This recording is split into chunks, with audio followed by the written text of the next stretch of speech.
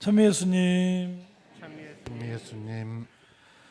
예, 이제 벌써 대림 2주간이 돼서 이 대림초에 불이 켜지고 또 우리 헌화회 자매님들하고 우리 사목회 회장님하고 다 애쓰셔갖고 구유도 이제 이렇게 마련이 되었습니다.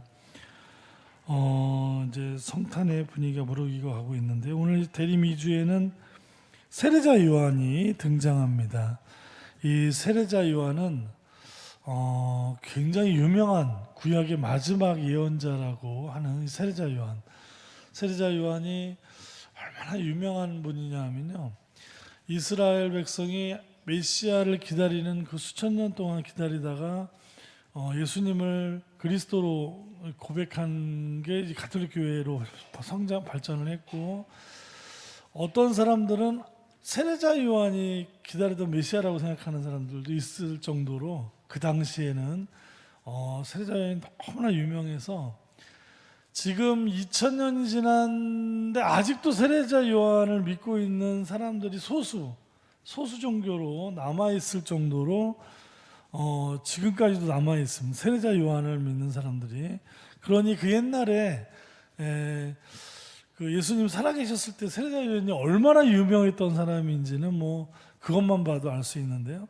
오늘 이 세례자 요한이 등장하는 오늘 루카복음 3장 1절은 이 부분은 거의 모든 복음서에 다 나오는 이야기이고요. 특별히 세례자 요한을, 그래서 이 초대교회는 굉장히 사실은 참 이 곤란했던 겁니다. 이 예수님하고 세례자 요한하고 비교할 수 없는 거거든요. 아무리 세례자 요한이 유명한 사람이라 하더라도 구약시대의 마지막 예언자이고 인간일 뿐인데 하나님의 아들인 예수님과 비교할 수 있는 존재가 아님에도 불구하고 세례자 요한이 워낙 유명하다 보니까 자칫하다 그리고 예수님이 공생활 시작하기 전에 예수님은 세례자 요한의 세례운동에 일정 기간 그의 세례운동이 같이 있었기 때문에 같이 있다기보다는 세례자 요한의 제자처럼 살았던 시절이 있었죠. 그로부터 예수님이 이건 뭔가 이게 부족한 거예요. 그래서 세례자 요한 밑에 있다가 나왔죠. 나와서 공생활을 시작을 하게 됐는데 이런 것들이 굉장히 교회로서는 부담이 컸습니다. 사실은 이게 너무 세례자 요한이 유명하니까 자칫하면 비교할 수 없는 분을 비교하게 되는 상황이 벌어지니까 이 깊은 고민이 공관복음서뿐만 아니라 요한복음서에도 굉장히 많이 나와 있습니다. 이 세례자 요한의 위치, 세례자 요한을 어떻게 자리매김할 것이냐, 이게 초대교회의 굉장히 숙제 중에 하나였는데요.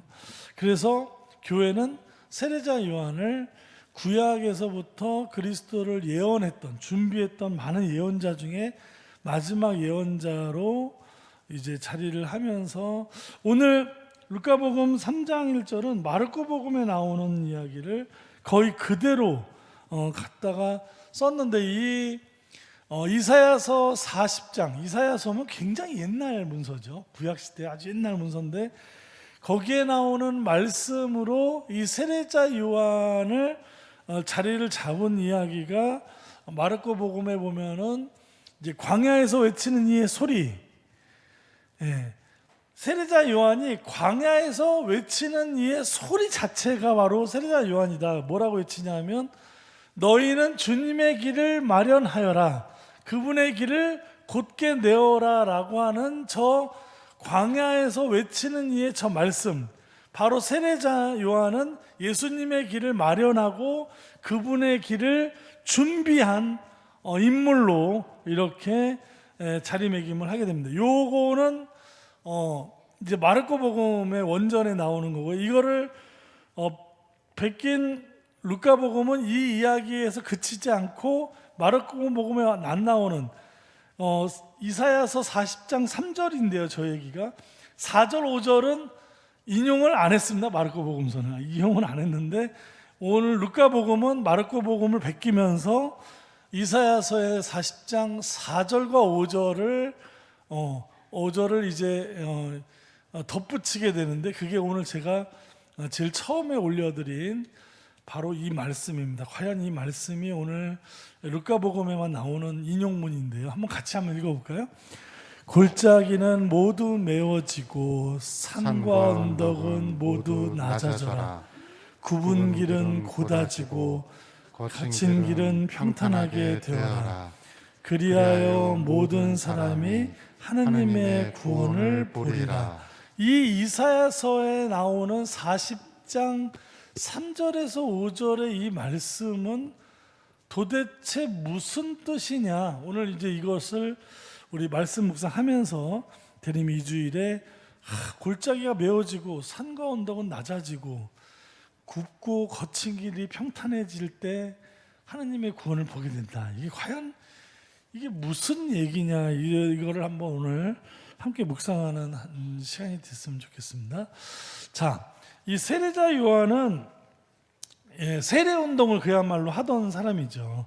이스라엘 사람들이 이 세례자 요한과 예수님이 살아생전에 굉장히 이스라엘 전역에 세례 운동이 있었던 겁니다. 왜 세례 운동을 했느냐? 세례 운동이 뭐죠? 세례, 물로 씻는 예식이죠. 우리는 세례 받을 때 머리에다 이마에다가 지금 우리 약식으로 줄였죠. 원래 세례 운동하던 세례는 어떤 세례죠? 요르단 강물에 들어가는 침례라고 하는 3번을 들어갔다 나왔다. 물에 대해서 공포증을 가지고 있는 분들은 침례로 세례받기도 어려울 것 같아요. 물속에 들어갔다 나오는 물에 들어가는 거 싫어하는 분들 계시죠? 안 계세요? 아주 제 주변에는 그런 사람들 꼭 있어요. 이게 물을 근처도 안 가는 분들이 있는데, 침례교, 아직도 개신교 침례교회에서는 그 경당 안에 이렇게 돌계단으로 해서 우물이 있습니다. 거기가 세례됩니다. 그래서 침례교회는 아직도 그 물속에 거기 계단으로 타고 들어가서 물속에 들어갔다 나왔다 3번을 하는 옛날식으로 그렇게 하고 있죠. 자, 이 세례 운동은 왜 일어났냐 하면 이게 다 적입니다. 이 유대교 지도자들 때문에 그렇습니다. 원래 유대인들은 이 모세로부터 시작된 하느님, 노예로 잡혀있던 이스라엘 백성의 고통의 소리를 듣고 가슴 아팠던 하느님은 그들의 목소리를 듣고 그들을 구원하기로 마음먹고 모세를 통하여 이제 이스라엘 백성을 에집트 노예살에서 빼낸 것, 죽음의 땅에서 생명의 땅으로 빼낸 것이 바로 이스라엘 백성의 우리들 신앙의 시작이라는 말씀을 다 알고 계시죠? 하느님은 배고프고 정말 목마른 그 백성의 고통을 못 보시는 하느님이었고, 그래서 그들과 하느님과 백성 간의 계약을 맺으면서 율법, 십계명과 제사, 맛배를 바치는 제사를 어느 하나의 계약의 조건으로 이렇게 해서 백성이 됐습니다. 자, 이 십계명은 뭐죠? 하느님이 우리를 얼마나 사랑하시는지를 잊지 말라고 준 거죠. 잊지 말라고. 뭐 보면은 부모님을 공경하라, 이웃을 죽이면 안 된다, 재물을 탐내면 안 된다. 왜? 하느님이 내 이웃도 너의 부모도 사랑하시는 존재니까. 너가 하느님의 백성이면 너와 함께 사는 사람들도 소중히 여기라는 겁니다. 그거 하느님이 잊지 말라는 계명을 준 건데, 나중에 이 백성의 지도자들은 이 십계명을 막 수백 가지로 만들고 세치까지 막 너무 많은 걸 만들면서 이거를 안 지키면 아주 그냥 죄인으로 만드는 사람. 너무나 법이 많으니까 그걸 다 지키기가 어렵고 누구나 죄인이 되기 쉬운 세상이 되어버린 겁니다. 제사도 내가 애써서 농사 지었지만 그게 내 손에 있을 때는 내가 노력한 대가인데 이거를 제대에 올려놓으면은 시선이 바뀌죠. 이 곡물은 내가 농사를 지은 거지만 비도 누가 주십니까?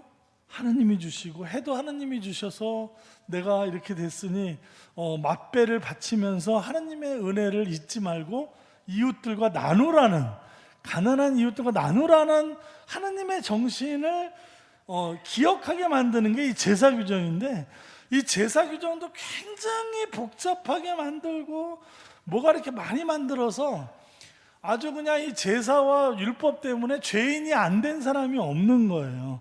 자, 사람은 죄책감을 갖고 삽니까? 안 갖고 삽니까? 갖고 살죠.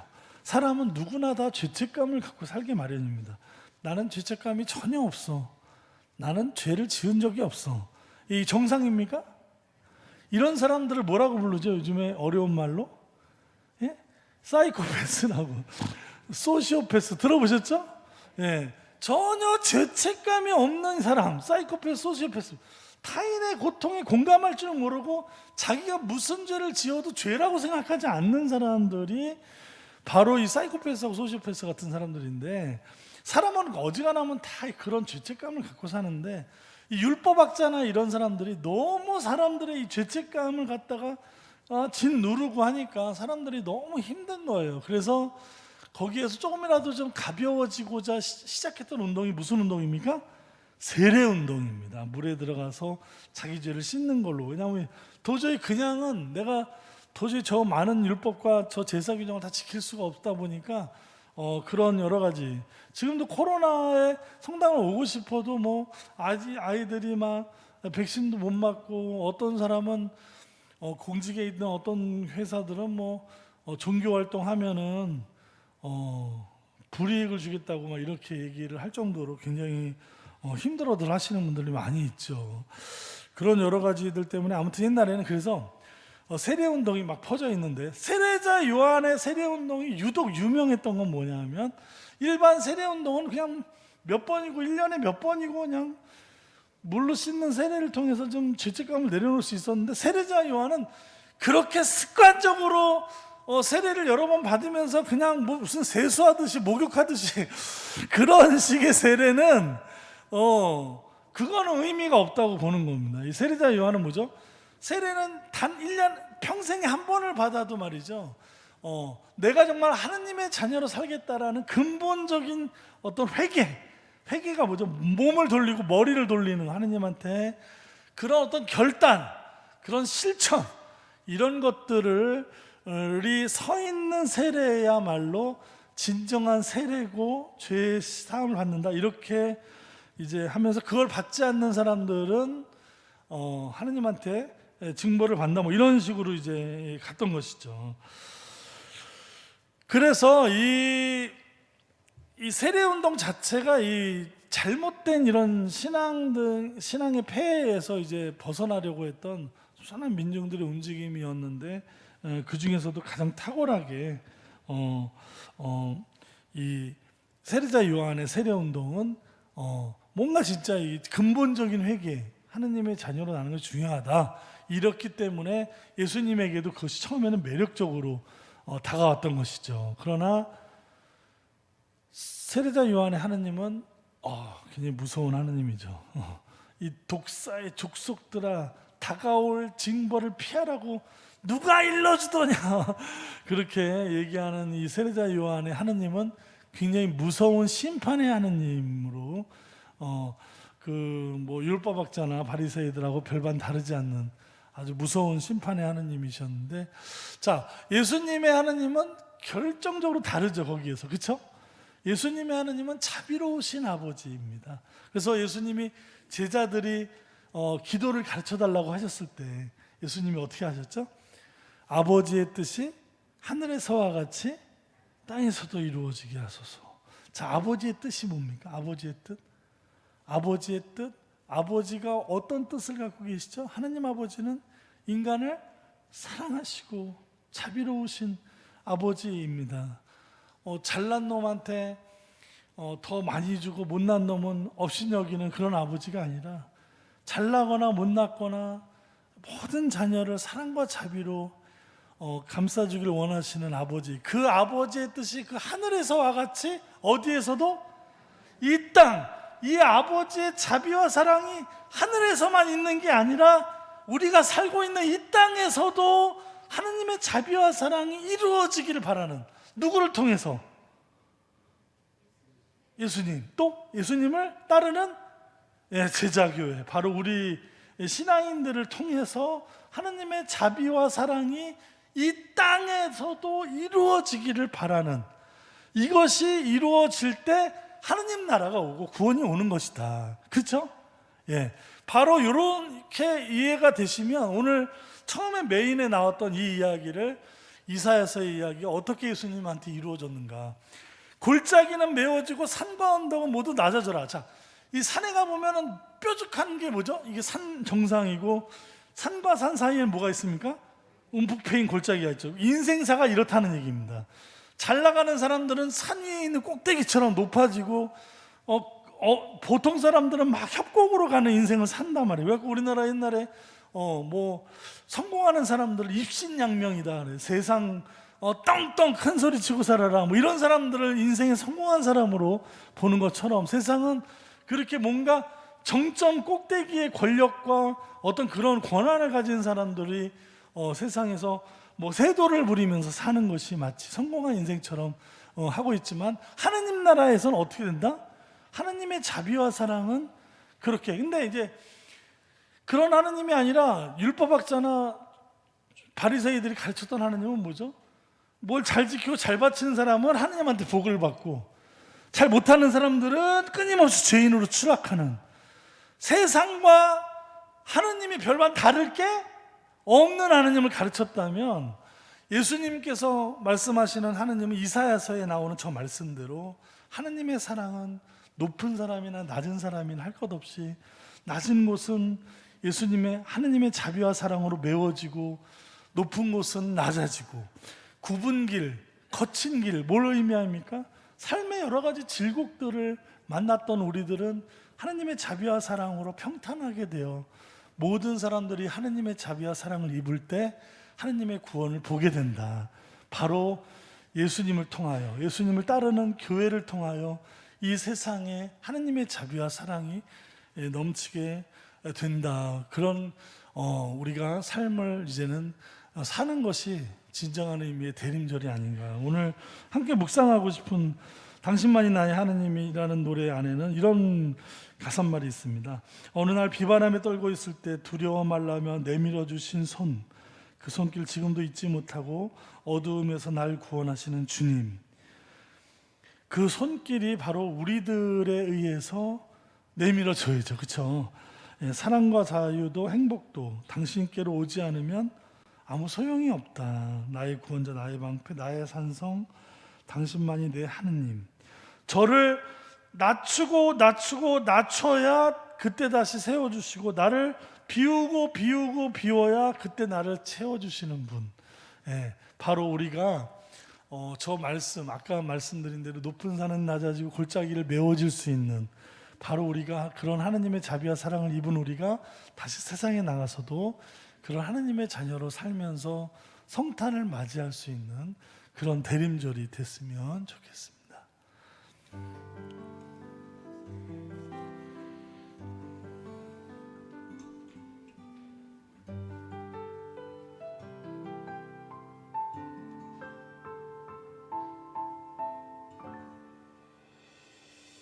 주